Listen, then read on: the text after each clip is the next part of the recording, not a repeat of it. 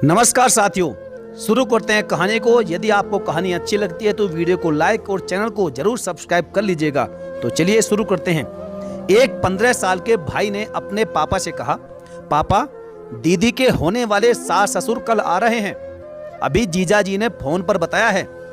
दीदी मतलब उसकी बड़ी बहन की सगाई कुछ दिन पहले ही एक अच्छे घर में हुई थी। रघुराम जी पहले से ही उदास बैठे थे।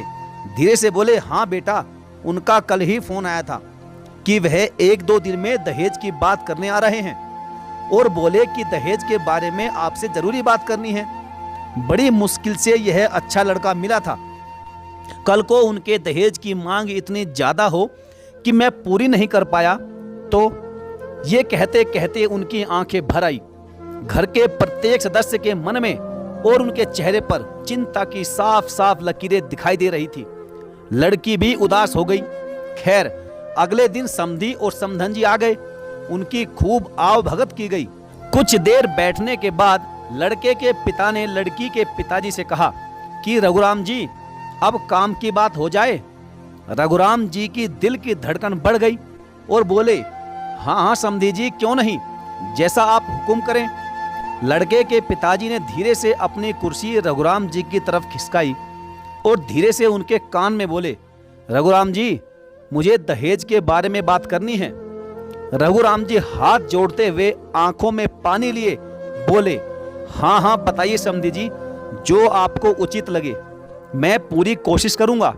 समधी जी ने धीरे से रघुराम जी का हाथ अपने हाथों से दबाते हुए बस इतना ही कहा कि आप अपनी बेटी को दहेज में कुछ भी दो या मत दो, थोड़ा दो या ज्यादा दो, मुझे सब स्वीकार है। लेकिन रघुराम जी याद रखना, कर्ज लेकर आप 1 रुपया भी दहेज मत देना। ये मुझे कतई स्वीकार नहीं है, क्योंकि जो बेटी अपने बाप को कर्ज में डुबो दे वैसी कर्ज वाली बहू मुझे स्वीकार नहीं है। मुझे बिना कर्ज वाली बहू ही चाहिए, जो मेरे यहाँ आकर मेरी संपत्ति को 2 गुना कर देगी। रघुराम जी ये सुनकर हैरान हो गए और उनसे गले मिलकर बोले, समधी जी बिल्कुल ऐसा ही होगा। दहेज के लालचियों ने न जाने कितनी लड़कियों और औरतों की जिंदगी बर्बाद कर दी है और कितनी ही औरतों को इस वजह से मौत के मुंह में धकेल दिया गया है। दहेज एक लानत है, इससे दूर रहें। दहेज ना तो लें और ना ही दे।